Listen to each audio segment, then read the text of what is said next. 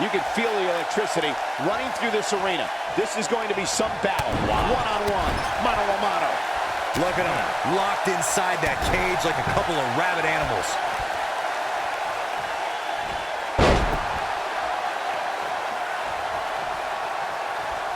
At the arm. What a stomp. Good grief. What a strike. KO punch.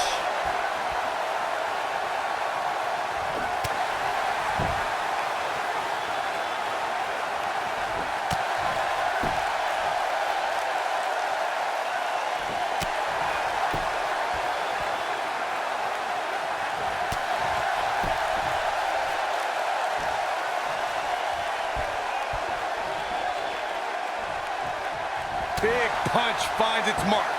Oh, what a right! Man, that's some attitude behind it.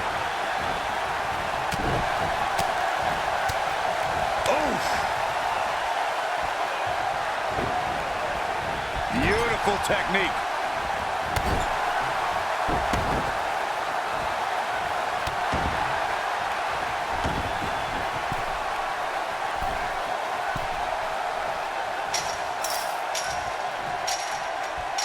Everybody remembers their first big match, guys. And for Bobby Roode, his first time on the main roster came in August of 2017 when he made his glorious SmackDown debut, defeating Aiden English.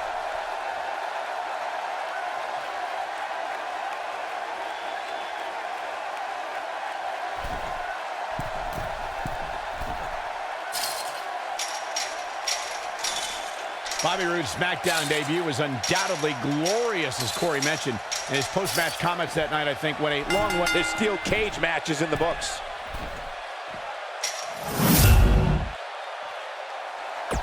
Here is your winner, Bobby Roode.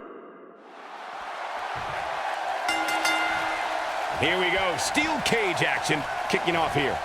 Well, the door's locked, and at this point, the competitors might just be wondering exactly what they've gotten themselves into.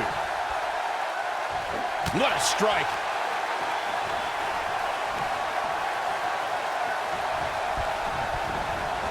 Irish whip. Boom, what impact.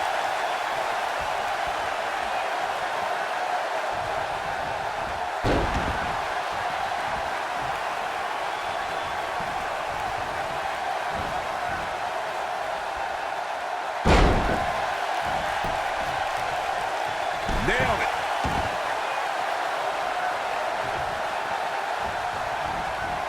Irish whip. This might be it. Oh, my.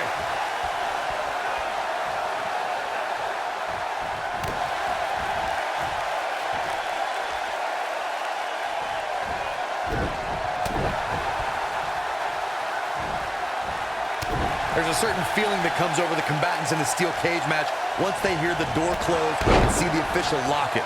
A superstar must know that their body is going to be thrown against the steel, that their face will most likely be raked across the cage, and that anything is legal in this environment.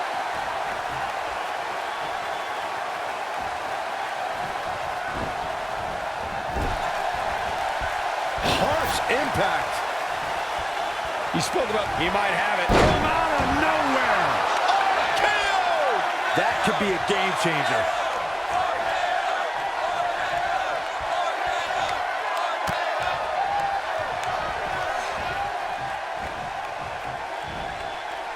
Not where he wants to be right now. Hey, he got himself into this mess. He's got to get himself out of it now.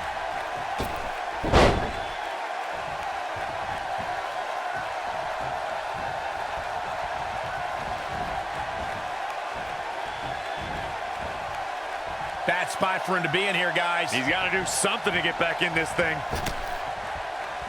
Oh. And again. Great way to wear down your opponent. Guys, not sure how much more Bobby Roode can take. We're finding out. This could be the end of him at any moment right now. Bobby Roode can't be feeling glorious right now. From out of nowhere. Oh, KO! Here's his moment, Michael. Just as ruthless as the first time we saw it.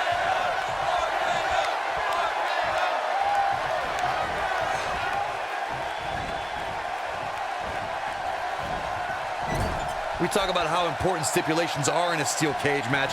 If superstars sign a contract where the only way to win is escape the cage and have both your feet touch the floor, the competitors must have a plan. Especially since you have to be comfortable trying to escape through the cage door as you do climbing over. He's looking at it.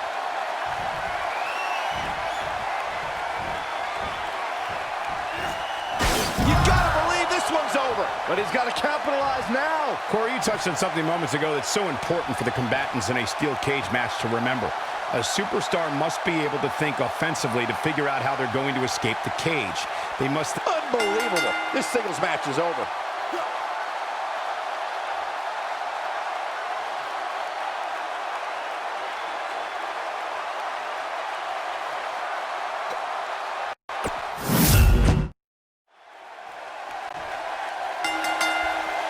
You can expect these superstars to put their bodies on the line to take each other down.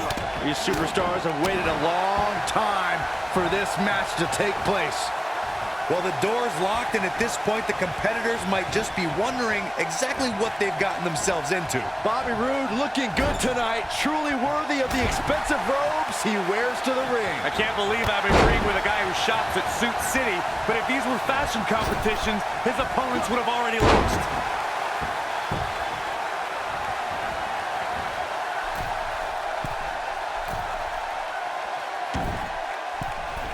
The best way to describe combatants clashing inside a steel cage is its battle of attrition. Sometimes a superstar is left with no choice but to fight fire with fire and do whatever they need to do in order to win the match. And sometimes it comes down to a superstar doing whatever they need to do in order to survive. Oh boy, he is rolling. Slammed with authority. He might have it from out of nowhere. That should do it. Byron, you touched on this earlier, but it's so important for a superstar to accept that there's nowhere to run and nowhere to hide in a steel cage match. That the conflict will be resolved within the 15-foot-high steel walls that surround the ring. And that losing a cage match can mean much more than a mark in the loss column. For some, it has meant the end of their career. It's difficult to describe the damage that can be done to a superstar who competes in a steel cage match. We see the physical harm, but we don't see the psychological effects from being inside the cage. Make no mistake about it, Michael. The steel cage truly represents survival of the fittest. If history is any indication of what to expect in this one, beating Bobby Roode will be no easy task here tonight, Corey. Yeah, no kidding, Cole. The truth is, if you want to be successful against Bobby Roode, you might have to bend the rules a little bit.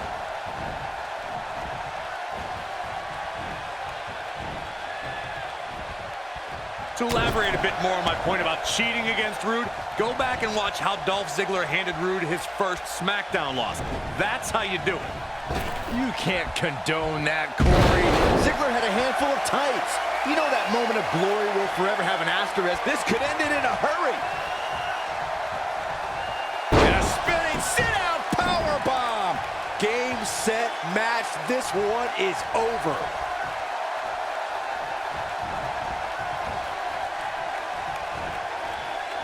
The WWE Universe has seen the evolution of the steel cage in the enclosure known today as Hell in a Cell. The first time an enclosed cage was seen was in October of 1983 in the last Battle of Atlanta. The enclosed cage was seen a few years later in the War Games match from the NWA. There were even cages stacked on top of each other like WCW's Tower of Doom. Byron, we talk about the progression of steel cage matches and the type of structures that have been spawned from them. I need to point out that some cages have been electrified. One was made from bamboo in the form of a Punjabi prison match. And, of course, the elimination chamber with glass pods and steel doors. And today we have the Asylum match, where weapons are on top of the cage.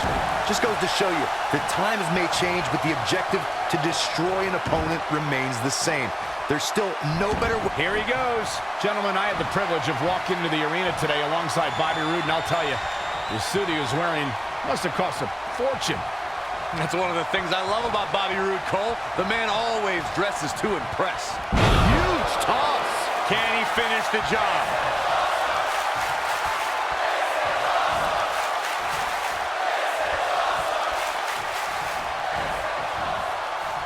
I'll agree with Corey, about Roode's pricey fashion. He certainly dresses to impress, but at some point, you might want to rethink how much money he's spending on his clothes.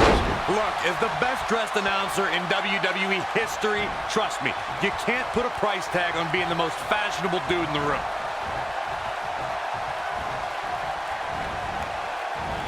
Oh, nasty impact.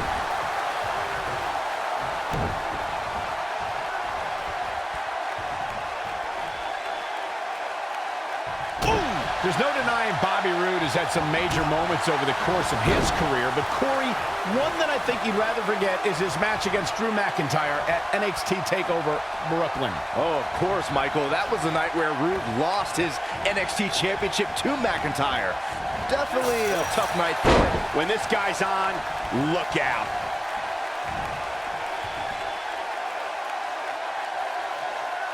Here it comes. He's got him. Byron, Cole, you're both so glass half empty. You mentioned how tough it must have been for Roode to lose the NXT Championship. Truth is, though, he debuted on SmackDown Live just 2 nights later. Let's agree to disagree, Corey. Or at the very least, call it a bittersweet week for Roode.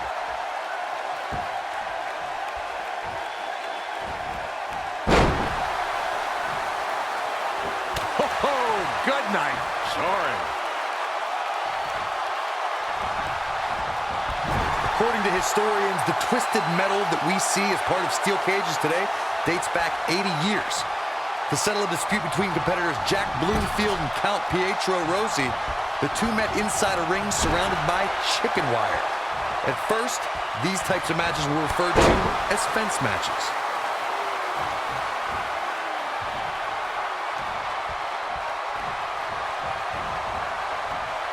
Corey, you gave us an impressive history of the origins of the steel cage match. I'd like to point out to our viewers that from the 1960s through the mid-1980s, chain link fences were used to enclose the ring for WWE steel cage matches.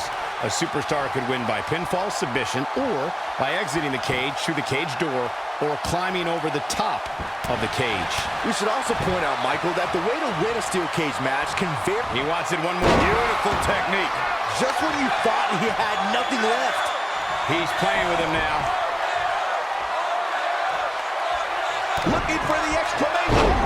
That's how you put an exclamation point on the end of a match, guys. He goes for the cover.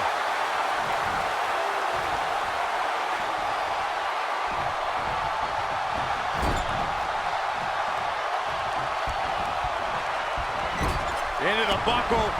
Rolls. Goodness, that hurt the shoulder.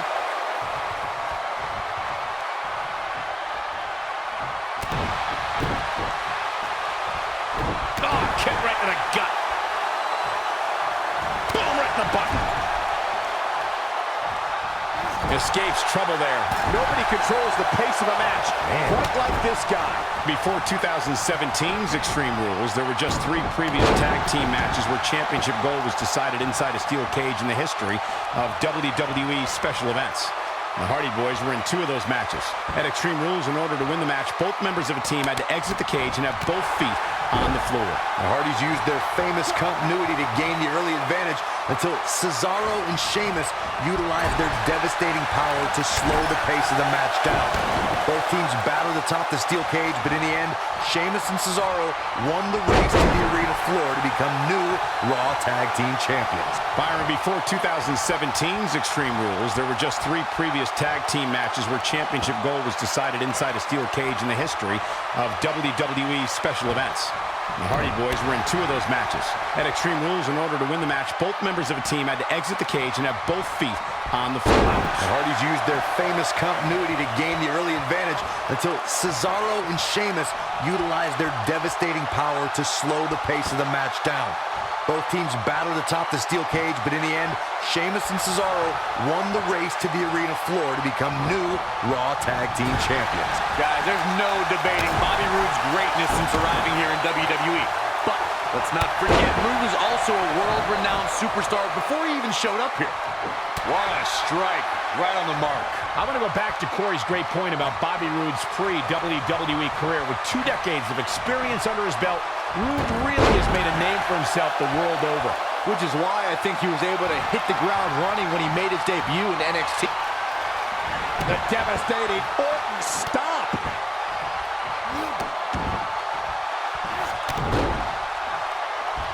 Harsh impact. But he's running on fumes here. Does he have enough left in him to capitalize?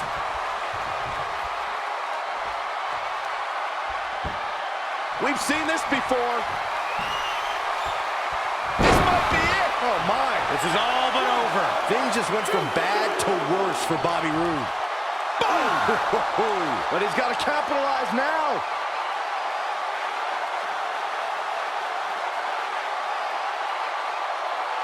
Whoa, he lets him out. What a fool. He had him dead to rights.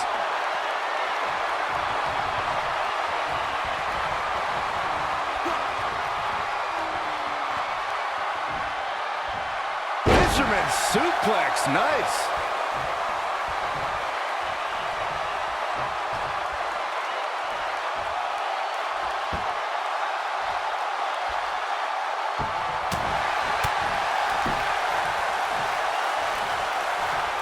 This is what makes him one of the best in the business.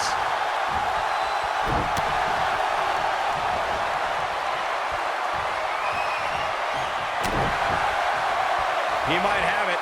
The cutter. This one is over.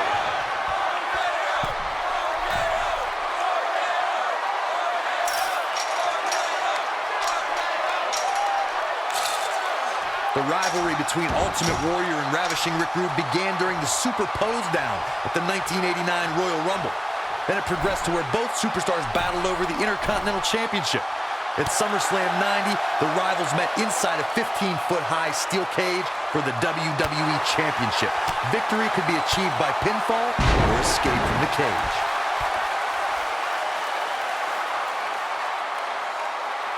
Corey, the WWE Championship match between the Ultimate Warrior and Ravishing Rick Rude was the second half of the double main event at 1990 SummerSlam.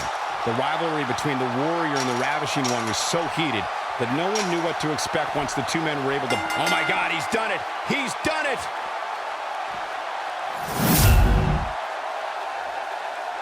Here is your winner, Sweet Macho Loco Gorilla. A very decisive victory here tonight. Hey, Bobby Roode lost? What was I getting all those hallelujahs for? Practice? It'll be interesting to see the fallout following this big singles win here tonight.